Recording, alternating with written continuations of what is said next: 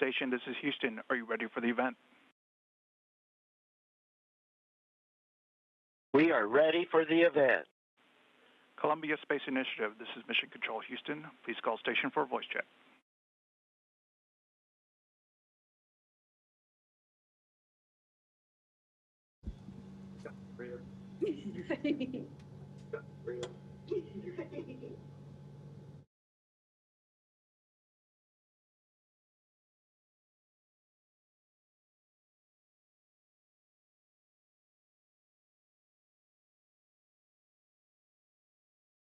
Station is waiting for the voice check.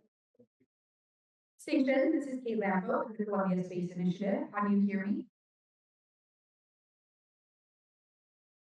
I hear you a little bit garbled, but I can say that I hear you. Let me muted. I don't know if it's in mode. Can't clear the audio from this side. You able to ask? I think Doc.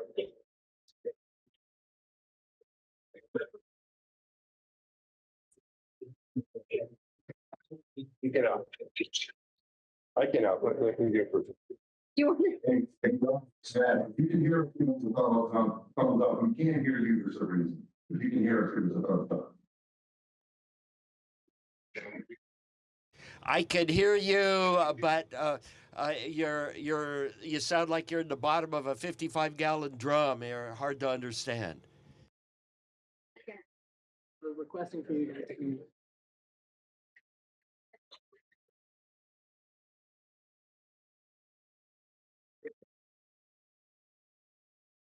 There you go. Yeah. Did I want to read that?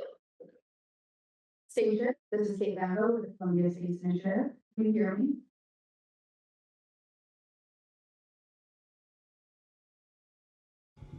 I can hear a voice, but it's too garbled to understand. Can you hear me any better now?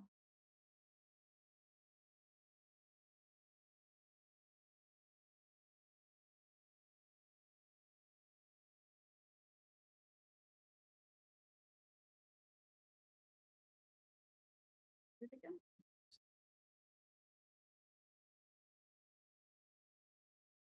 Tell them you lost it. We might have just done something. We are telling them also.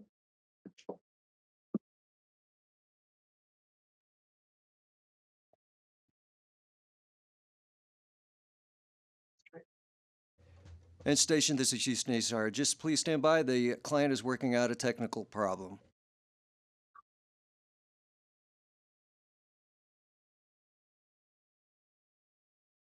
Station, this is Kate Lambo with the Columbia Space Initiative. How do you hear me now?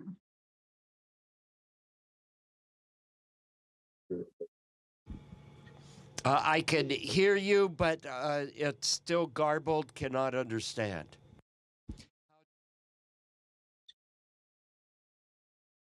How about interest?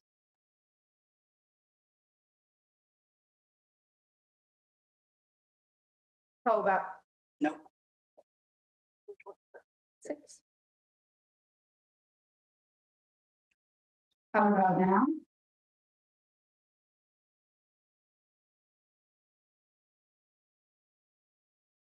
How about now?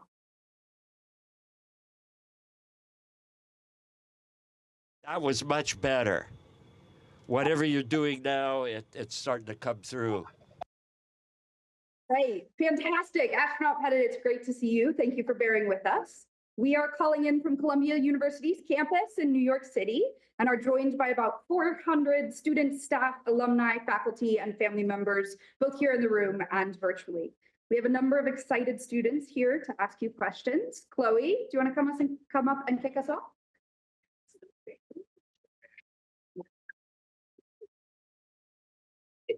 Hello, Astronaut Pettit. Hello, everyone. I'm Chloe. I'm very excited that we finally got those issues worked out and that we get to talk to you today.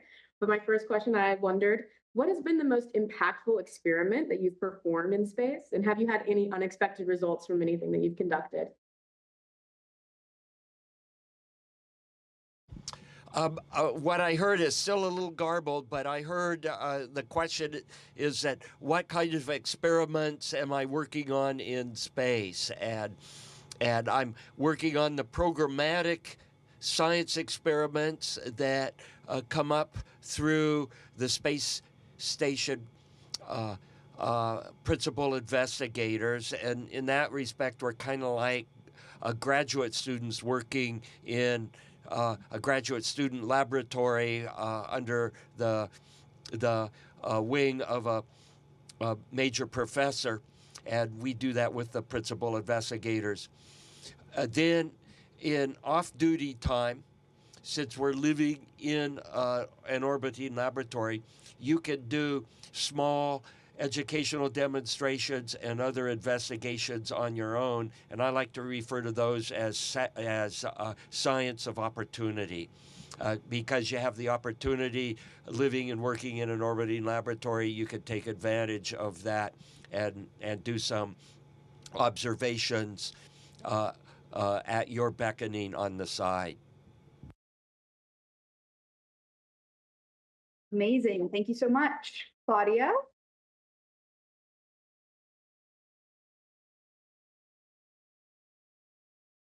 Hi, Dawn. Hope you can hear me. I just have another question for you. So we know that you're a photographer and that you've taken countless photos for the ISS. How do you balance your passions outside of engineering with the ones that ultimately led you your current role as an astronaut? Oh, you don't have to balance. What you do is you do both, and you do both as your scientific investigations, and you document it with photography. So it isn't a do one or the other. You do both at the same time. That was great. Thank you. Awesome. Our next question asker is actually a high school student that is joining us today. So Ian, if you want to come up. Hello, my question is, can you tell us about some of your favorite Saturday morning science projects? And do you have any that you could show us? I have a number of little educational demonstrations and or observations I'm working on. And the one that I did this morning has to do with looking at the freezing front of ice. So I have access to minus 95 degrees centigrade freezer here. And I was making wafers of ice. And let me show you, I'm not sure how well this picture shows up.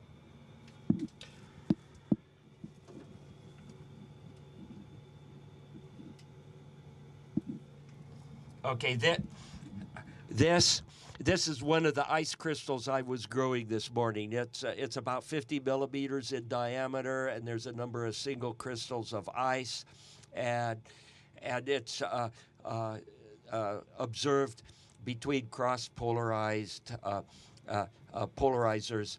So this is under polarized light. So I've got an investigation going on, just looking at the freezing front of ice and looking at the growth of the crystals. That looks amazing. Thank you. Awesome. Ines? Hello, thank you so much for chatting with us. My question is, what was the most unexpected part about being an astronaut? And did you realize this in training or after when you were in space?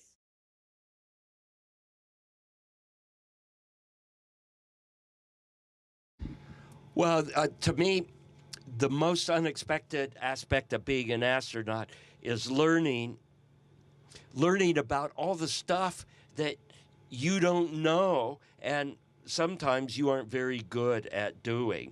And here's one thing. Talking on a radio while you're flying a jet or you're working into a spacecraft, what I found is I key the button to talk to either mission control or talk to center while you're flying an airplane. And my brain disconnects, and it's really interesting to talk and fly, or talk and do a highly operational task at the same time. And I didn't know that I couldn't do that very well until I became an astronaut. So going through the training of astronauts with all kinds of classmates that are really, really sharp people, you learn about your strengths, you learn about your weaknesses, and you learn how to work as a team so that you cover other people's weaknesses, and then you in turn get your weaknesses covered. Who knew? Multitasking, critical. All right, Ines, or not Ines, Moises, do you want to come up next? Astronaut Pettit. Quick question. So CSI is home to space enthusiasts of all types. We have students that study everything from engineering to biology to astrophysics and public policy. So what is your best advice for college students looking to pursue careers in aerospace? Thank you. I think what you need to do is something that sings to your heart, and you have to be really, really good at doing that. And the best way to be really, really good at doing something is to be working in a field that you really enjoy doing. So it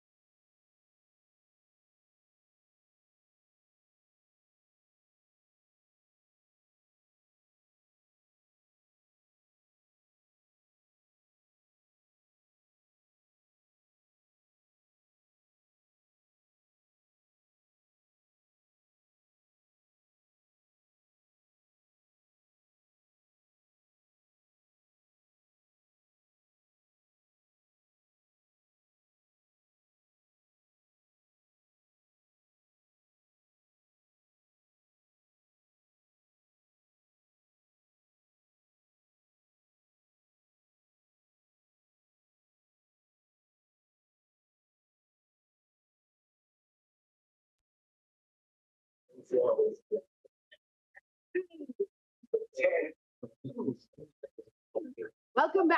We're going to do that question one more time because you froze. So I'll have Moises ask it again. Thank you. CSI is home to space enthusiasts of all types. We have students that study everything from engineering to biology to astrophysics and public policy. So what's your best advice for college students looking to pursue careers in aerospace? Thank you again. I think you should study a discipline that you really, really enjoy, a discipline that sings to your heart, and then you will excel at doing that. Don't go into a field that you don't really like, but you think that maybe it will advance you further to get into the astronaut program.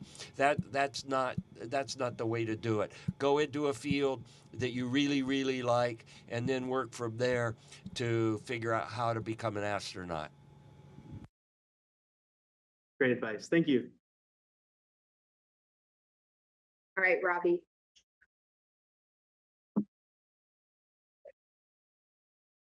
Hi, Don. So aboard the ISS, you get to view Earth from a unique perspective and see all of its beauty.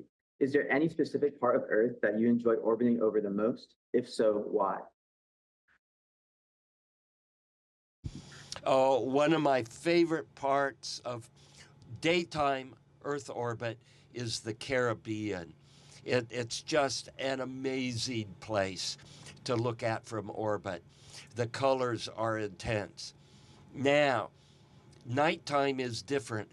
I love going over Southeast Asia because the city lights are incredibly intense, and they're starting to put up all kinds of these crazy LED lights with pastel colors. So from a sheer artistic beauty point of view, the Southeast Asia is amazing. Although I do have to point out that when you have really bright cityscapes, that's a form of pollution, light pollution, and the people living in these cityscapes do not have a good view of the night sky. Awesome. Thank you so much. Yeah, we're certainly familiar with that here in New York City, I think. All right, awesome. Our next person, Michael. Yeah. Hello, thank you for joining us. Question for you. The ISS is facing decommissioning at the end of this decade. Are you optimistic about the development of commercial space stations? And how do you feel about the increased presence of startups focusing on commercializing space? I am really optimistic and all for commercialization of low Earth orbit and beyond. It's going to be like opening up the Wild West in the expansion of the United States when we moved west, and there was a combination of government and commercial entities. So I'm looking forward to see what happens. In terms of ISS, I hope that we as a country will continue to think that the space station has value and continue to support it and maintain it. My opinion, a space station could be like a B-52 airplane, and that airplane was designed in the 40s, built in the 50s, and it's still flying. It's going to be flying almost at a 90-year point here, and I think space station could be in the same category if we have the interest in keeping it going as a nation. Thank you. Great, Skylar. Hello, Astronaut Pettit. What is your favorite and least favorite part of being on the ISS?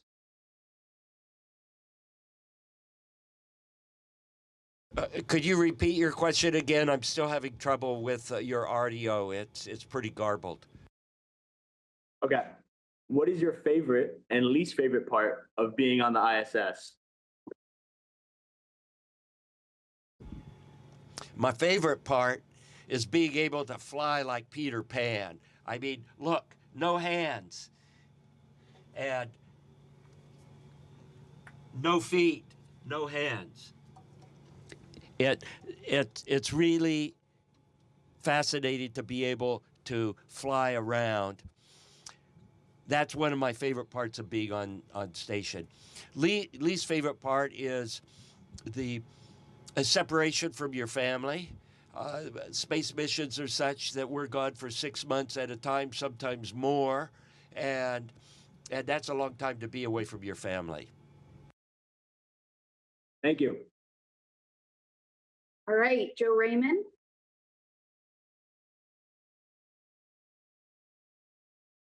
Thank you for speaking with us today. My question is, have you come up with any creative ways to improve your food you eat in space? And do you actually eat the astronaut ice cream they sell in the museums? Yeah.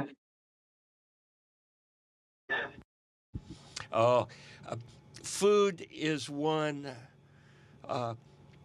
aspect of life that I'm not very creative at. I eat whatever is put in front of me, and here on station we have more like camping food. Some of it's freeze-dried, some of it's in these thermal stabilized pouches, and we've got all kinds of spices and things you can put on it. But I'm not creative enough to figure out what kind of spice goes on things. So I just rip open a package and eat what's in the package. I'm kind of boring when it comes to food. However, I will say that I do enjoy good food when I'm around good food. I just am not somebody that can make good food. And then the astronaut ice cream, that flew on maybe 1 or 2 shuttle missions, and it turned out to be a real mess because the freeze-dried ice cream is hydroscopic and it's also crumbly. So when you take a bite of the freeze-dried ice cream, it makes dozens of little tiny crumbs of freeze-dried ice cream. And since they're hydroscopic, they rapidly absorb water vapor from the air and turn back into little blobs of ice cream that float all around and stick to the wall and stick to you and stick to everything and make a mess. So astronaut ice cream is a great idea in concept, but in operation, like so many things, it just didn't cut it. So I've never had astronaut ice cream in space. I tasted it once as a kid, and that's it. Fantastic note. We're going to take a quick group photo with you, Dawn. So if you can just stay there, we'll arrange in the room, and then we'll end the downlink. If you have CSI shirts on and you want to come up to the front, do that now rapidly. Dawn, you want to come up to the front, do that now. While you guys are getting your group photo, let me explain a little bit about where I am. I'm in this module called the cupola, and it has 7 windows that are arranged in approximately into a hemisphere. And we are currently seeing a daytime pass over Earth, and you can see a Soyuz vehicle over my head. You can see a solar panel, a circular solar panel. You can see another spacecraft to my left, and then another one of the modules here to my right. And then, of course, you get this amazing view of planet Earth. Certainly is a stellar view. Prof. Mike, did you want to say anything? Hey, Don, it's Mass. I just want to thank you for doing this. I know you're real busy up there, but it's so great to see you. And to arrange the view we have over your head is just spectacular. So thanks for doing that. And we can't thank you enough for spending some time with us. Hey, my pleasure, Mass. You need to be up here with us and help us do some of these science and engineering research experiments. Yeah, if I could find a ride, I'd be there.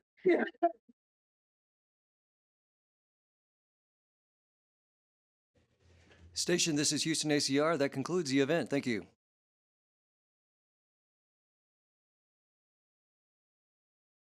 Operational audio communications.